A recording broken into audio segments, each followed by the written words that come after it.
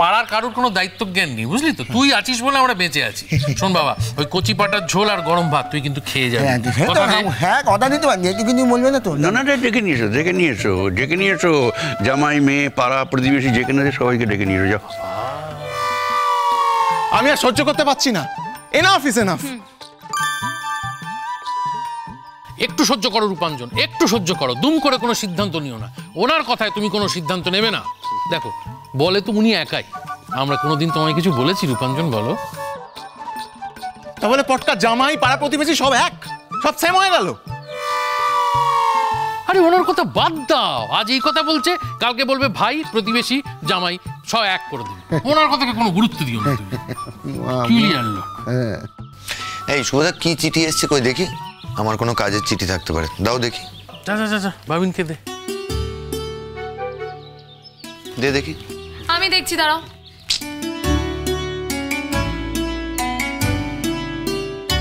বাছো। এইটা তো জ্যাঠাইয়ের, এটা বাবার। আমার কোনো চিঠি আছে? না, আপাতত তো আসেনি তোমার কিছু। এই আমার আমার আমার নিশ্চয়ই এসেছে, দেখো তো। না, তোমাদের কিছু নেই। এইটা কিসের চিঠি? কিন্তু দেখি আমার বলে। কিসের চিঠি ওটা? এই কিসের চিঠি রে? এই নিশ্চয়ই ওর কোনো অ্যাওয়ার্ডের চিঠি হবে। আবার অ্যাওয়ার্ড? কিসের এটা? দেখে মনে হচ্ছে এটা কোনো লয়ারের চিঠি। কি কি কি লয়ার? দেখছি।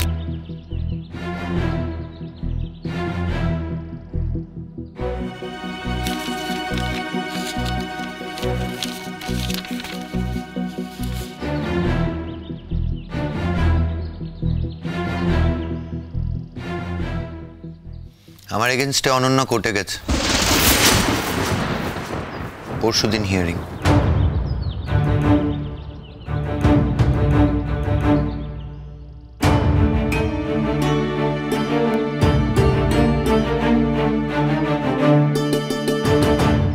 মানে? এটা তো হওয়ারই ছিল। এখন কি হবে? কি আবার হবে? একটা মিথ্যে কেস নিয়ে আমাদেরকে ফাইট করতে হবে। যেটাই তুমি ভয় পাচ্ছ কেন? তাহলে তো একজন লয়ারের সাথে কথা বলতে হবে আমাদের। কথা তো বলতেই হবে। এত বড় সর্বনাশ করে চলো শেষ পর্যন্ত মেয়েটা। আরে বাবু, ও তো সর্বনাশ করার মতোরই মেয়ে। ছি ছি ছি ছি ছি, মিস ঠাকুরপাটাও বাড়ি নেই। একটা ওর সঙ্গে তো পরামর্শ করা যেত। কি হবে এখন? বাবিন? হ্যাঁ বাবিন, যেটাই চিন্তা করো না, কোর্টে গিয়ে কমব্যাট করতে হবে। এটা প্রমাণ করতে হবে যে অনন্যা যা যা বলেছে সব মিথ্যে। এবার আমার পিসিমণির হেল্প লাগবে, আর ড্যাডিকেও একটা ফোন করতে হবে, দুজনকে ডেকে পাঠাতে হবে। আর বাই চান্স যদি আজকে না আসতে পারে তাহলে কালকে তো আসতেই হবে। তাহলে বলছি গুনগুন, লয়ারের সঙ্গে কথাটা। ড্যাডিকে ফোন করবো, একটা ভালো লয়ারের খোঁজ নেব।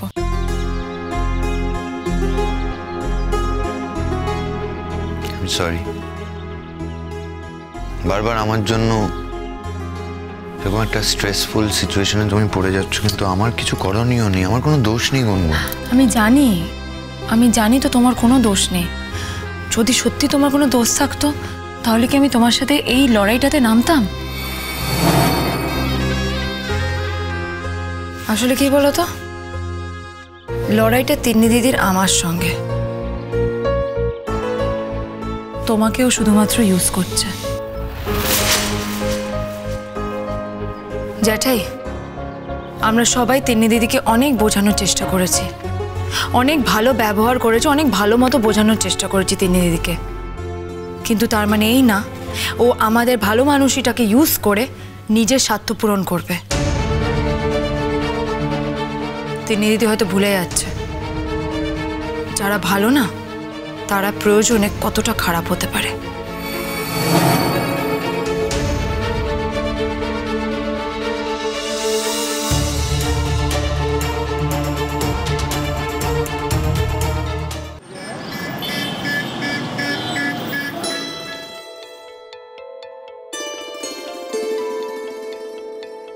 Sir may come in?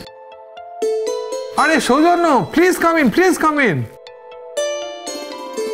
Good morning sir. Good morning Saujanya, কেমন হলো ট্রিপ? ভালোই হয়েছে স্যার। বলছি 2 মিনিটের একটা পার্সোনাল কথা ছিল, বলবো? স্যার আমরা কি তাহলে চলে যাব? না না, আমি সেটা মিন করতে চাইনি, আমি সরি। আর কি পার্সোনাল, সবই ওপেন হয়ে যাবে 2 দিন পর। আমি বলতে পারি স্যার। কি হলো, আবার কোনো নতুন সমস্যা? আর বলবেন না স্যার, পরশু বাড়ি ফিরেছি, কালকে বাড়িতে লিগ্যাল নোটিশ।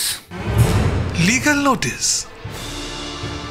হ্যাঁ স্যার, এটাই বোধহয় আমার কপালে ছিল, লিগ্যাল নোটিশ। স্যার আমি আসলে আপনাকে ফর্মালি জানাতে এলাম, অফিসিয়ালি। তার কারণ দেখুন, যিনি আমার নামে কমপ্লেন করেছেন তিনি তার ব্যক্তিগত ক্যাপাসিটিতে করেছেন, আমার কিছু বলার নেই। ওনার মনে হয়েছে উনি করেছেন, কিন্তু যেহেতু তিনিও এই ইনস্টিটিউটের পার্ট, আমার কলিগ, স্যার আসলে কি বলুন তো, আমায় চূড়ান্ত হিউমিলিয়েট হতে হচ্ছে। আমি প্রজেক্টে মনোসংযোগ করতে পারছি না, আমার কাজের ক্ষতি হচ্ছে, এবং শুধু আমি নই স্যার, আমার বাড়ির লোকও খুব ক্ষতিগ্রস্ত হচ্ছি স্যার। কি বলছো কি?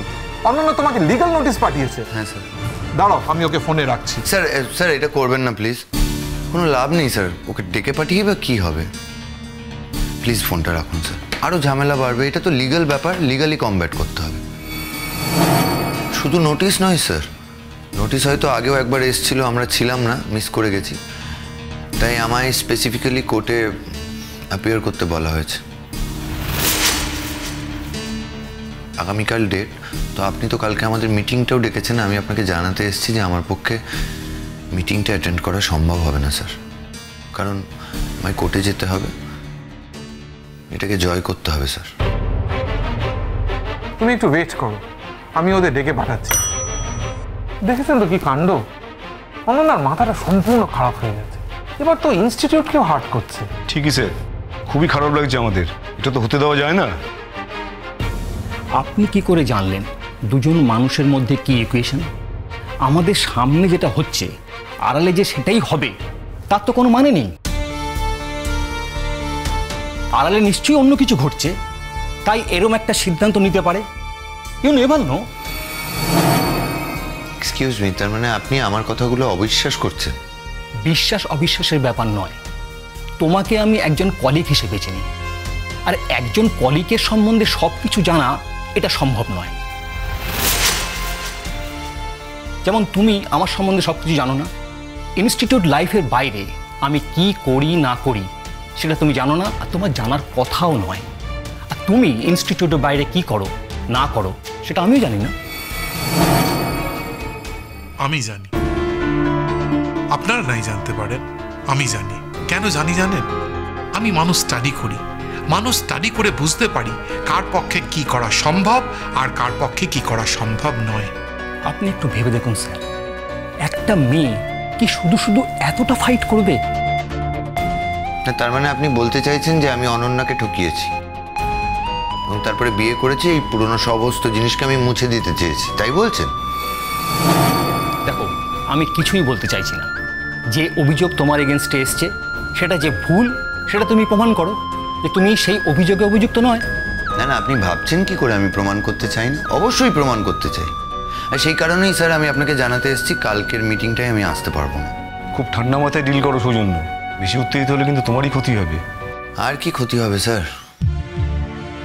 যা ক্ষতি হওয়ার হয়ে গেছে, ইমেজটাই নষ্ট হয়ে যাচ্ছে আমার। স্যার আমরা না আসলে খুব মধ্যবিত্ত পরিবারের ছেলে, অত টাকা পয়সা নেই, কিছুই নেই। একটাই জিনিস আছে, ইমেজ। ইমেজ নিয়ে যথেষ্ট কনসার্ন আমরা। এখন যখন ইমেজে হাত পড়েছে তখন তো স্যার এই লড়াইটা করতে হবে, 1:1 লড়তে হবে এবং লড়াইটা জিততে হবে স্যার, কোনো উপায় নেই। সৌজন্য বসু, রাগ করো না, মাথা ঠান্ডা। Thank you sir. স্যার কিছু বলছেন? হ্যাঁ বলছি, তুমি একটু অনন্যা ম্যাডামকে ডেকে আনো তো, বলো ডিন স্যার ডাকছে। ঠিক আছে স্যার, এই তো উনি পাশের রুমেই আছেন, এক্ষুনি ডেকে দিচ্ছি। সৌজন্য, কালকের মিটিংটা আমি শিফট করে দিচ্ছি, কিন্তু এটা তো কোনো সলিউশন নয়। আর এভাবে তো ইনস্টিটিউটের ক্ষতি হচ্ছে। কেউ যদি কন্টিনিউয়াসলি তোমাকে মেন্টালি ডিস্টার্ব করে। স্যার, আপনি একটু অনন্যাকে বুঝিয়ে বলুন না, একটু পার্সোনালি কথা বলুন ওর সঙ্গে। দেখুন ইদানিং না ওর ব্যবহারে অনেক কিছু পরিবর্তন লক্ষ্য করা গেছে। কিন্তু আমি বিশ্বাস করি না একটি মেয়ে এমনি এমনি সিঁদুর পরে ঘুরে বেড়াতে পারে। মানে বুঝলাম না স্যার, হঠাৎ ওর সিঁদুর পরার দরকার হলো কেন 1.5 বছর পর? আমার বিয়ে তো 1.5 বছর আগে হয়ে গেছে। ওয়ান ফাইন মর্নিং ওর মনে হলো হঠাৎ ও মাথায় সিঁদুর পরে ঘুরবে। আপনার মনে কোনো প্রশ্ন জাগলো না তখন?